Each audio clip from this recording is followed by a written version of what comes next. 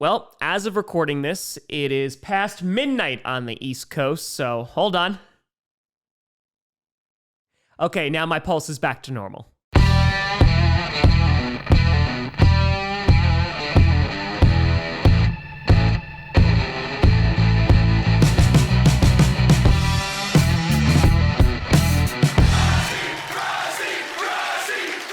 Grossi Posse Packer Nation. Welcome to an episode of Packcast, the podcast where you don't have to be Packers fan, but it sure does help. I'm your host, Tom. They can't make it easy, can they? Grossi. And today, we are going to be talking about the Green Bay Packers win over the Arizona Cardinals with a score of 27-23, which before we get started and talk about anything, the Green Bay Packers are sitting atop the NFC North. This is a great thing. The Packers are sitting as the 2 seed in the entirety of the NFC, and the Packers have 4 wins.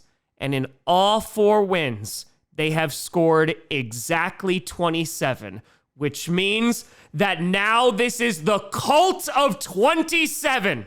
I will follow 27 into the dark. But let's talk about this game because woof, for a while, this was a challenging game to watch as a fan. And listen, there are no easy wins in the NFL apparently this season, unless, you have a couple of blowouts every now and then, just not for the Packers. But considering how crazy and chaotic this season has been, I think it has definitely given me a sense of appreciation whenever the Packers are able to go out and get a win. And looking at the Arizona Cardinals, this was a big shout out by Johnny Barks, the guy editing this video right now. Make sure you wave, Johnny.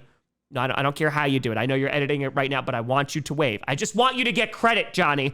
But he shouted out that the Cardinals, in all of their games the entire season, it's been a 1-possession game. So heading into this game, yeah, there was some reason for stress. Not only the fact that the Packers plane couldn't get off the freaking ground in Green Bay, so they got to Arizona late, but the fact that the Cardinals, especially under Jacoby Brissett, who had a really good game against the Colts, and they went toe-to-toe at Indianapolis last week and could have beaten them, that the Packers, they were in for a time against the Arizona Cardinals in the desert. And if we want to go historically, yeah, the Packers have had some interesting matchups with the Arizona Cardinals over the years. And as this game progressed, you could see it was going to be another nail-biter. Whether it was the Packers giving up the first points in the first quarter all season, which is a great stat for that defense, or the fact that you had the Packers' backup kicker hitting a franchise record-long field goal of 61 yards before the half. Yeah, this game had a little bit of everything. But let's break down this game starting with the offense. Jordan Love,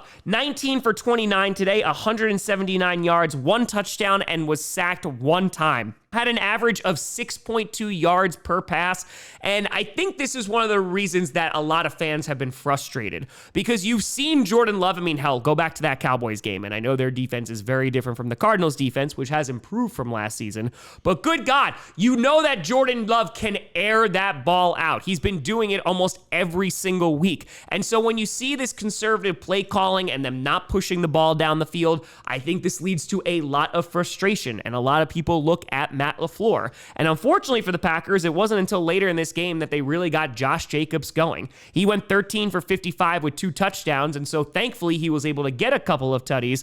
But overall, Josh Jacobs was pretty limited, and they didn't allow him to run the ball a whole lot. And so the explosiveness of this Packers offense, which again, we've seen the potential, which yes, it can lead to turnovers, that makes it extra frustrating when it seems like the offense is grinded to a halt. Whether it's these swing plays or whether it's these pitches to the right side that don't go anywhere. And this happened a lot today, and a lot of criticism, especially from fans. I have seen it on the internet. I've seen it in the chats, are aimed at Matt LaFleur. Now, I will say, I think Matt LaFleur is a good coach, though he definitely has his limitations sometimes when it does come to play calling or situational awareness when it comes to personnel. And I think for the play calls that he had today, there is some criticism that can be launched at Matt LaFleur.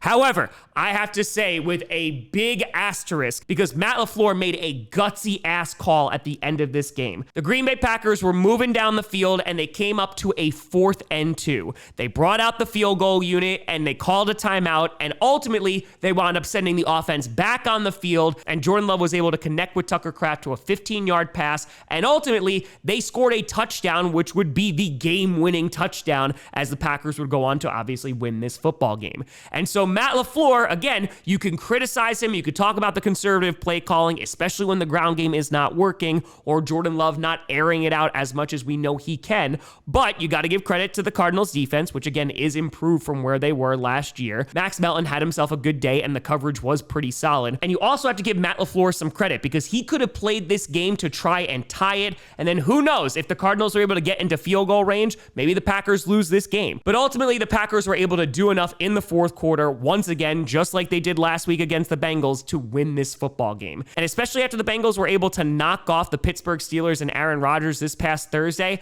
I think I feel a little bit better about last week. I know I was pretty critical because, again, there are times where this offense really just seems like it is contained and they don't let them just go. Jordan Love can ball it out. Come on, let's go. Throw the ball down the field. But ultimately, I think LaFleur does deserve some credit because he did not play conservative at the end of this game. It could have backfired significantly, and he would have gotten a ton of criticism for it. But a nice job by Jordan Love, a nice play call, and the Packers wind up winning.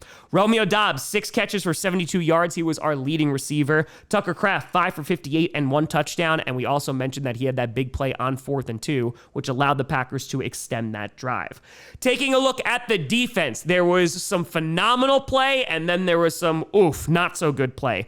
Let's talk about Micah Parsons. Micah Parsons, who's gotten some flack from some folks that he's not being productive enough. Heading into this week, he was already leading the team in pressures. And today, he had a career game. 10 pressures, 5 QB hits, and 3 sacks. Micah Parsons changed the game on defense today. And again, the Packers were without Devontae Wyatt. They were without Lucas Van Ness. And so he was able to cause a ton of problems for that Cardinals offensive line. And hey, Micah Parsons actually got a holding call. So that was really nice. On top of that, Rashawn Gary had a major forced fumble sack, which completely changed the complexion of the game. Evan Williams recovered it. Quay Walker was not only the Packers' leading tackler, but also had a sack and a half. Kingsley Enagbare also accounting for a half a sack. And so the pass rush for the Packers, it looked pretty darn good today. Where were things not so great? We're looking at the secondary. Hobbs had a very, very tough game, and unfortunately,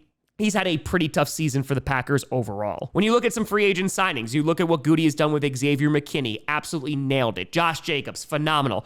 But Nate Hobbs, things have been tough. And unfortunately, with the secondary, there is just such a lack of depth there. That is definitely a position of need. It was a position of need heading into the draft, and the Packers didn't draft it until they drafted Micah Robinson in the 7th round. And you could see some problems today. There were 2 big 3rd down conversions. One was 3rd and 23, and I think it was 3rd and 14, and both of those got converted as Jacoby Brissett was able to not only deliver a nice ball, but those wide receivers were pretty darn open. And it just feels like, especially when he was targeting Hobbs today, Jacoby Brissett was finding a ton of success through the air.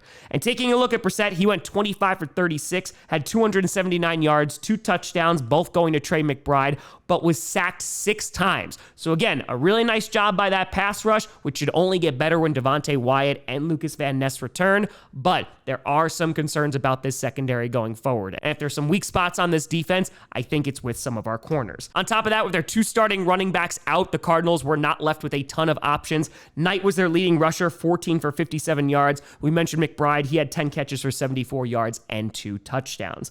The other squad I got to shout out is the special teams. First, let's talk about our punter, because Whelan has been phenomenal all season. He was really damn good again today. And I know not a lot of people talk about our punters because we want our offense to do well and never have to punt, but hey, he deserves some credit. Whelan had 3 punts for 174 yards, was averaging 58 yards, and had a long of 63. And so Whelan has definitely been able to be a game changer in special teams. Well, I know we've looked at special teams and the return, and we've talked about Rich Bisaccia. We have to also call out some of the bright spots. And one of the biggest bright spots, Lucas Havrisik, what a freaking game. Came in last week for Brandon McManus, was perfect on the day, was supposed to be a substitute teacher, came in again today as McManus was also out, and not only was perfect going 2 for 2, but set the franchise record for longest field goal at 61 yards, hit it right before halftime, and Jordan Love did a really nice job throwing that to Romeo Doubs, getting them in position to score that field goal, which, hey, could have changed the game. And so Havrisik, you could not be happier with the performance that he has had. I know there's some folks going, oh, do we have a kicker controversy? But here's what I'm going to say.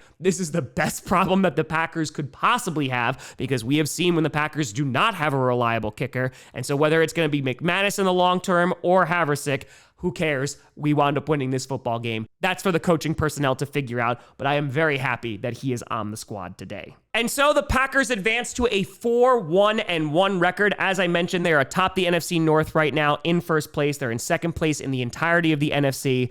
And listen, I know that these are not pretty wins. Trust me, my heart was racing this entire game, and there are frustrating elements of this game. However, the Packers being able to pull off a win, and again, against a Cardinals team that went toe-to-toe with Jacoby Brissett against the Indianapolis Colts, they deserve some credit. It definitely was not perfect. I would have liked to see some better play calling. I would have liked the secondary to play better, but a win is a win. And so while there are things that need to be cleaned up, the Packers are in a great position now. Their next game, oh, it's going to be a classic. Sunday Night Football against Aaron Rodgers and the Pittsburgh Steelers. It is going to be one heck of a game, one that I have had circled since the beginning of this season. And yeah, we'll see what the Packers have in store, because the Steelers secondary did not look good against Joe Flacco and the Bengals on Thursday. We'll see if the Packers can take advantage of that, and this might even turn into a shootout. But let me know what you think down in the comments below. You know, find me at TomGrossiComedy.com, and a big shout and thank you to all the Patreon and YouTube members for supporting this channel. And thank you so much for watching, folks. We are officially 85,000 subscribers away from 1 million. So thank you so much for watching. I'm Tom Grossi. And as always, go Pack Go.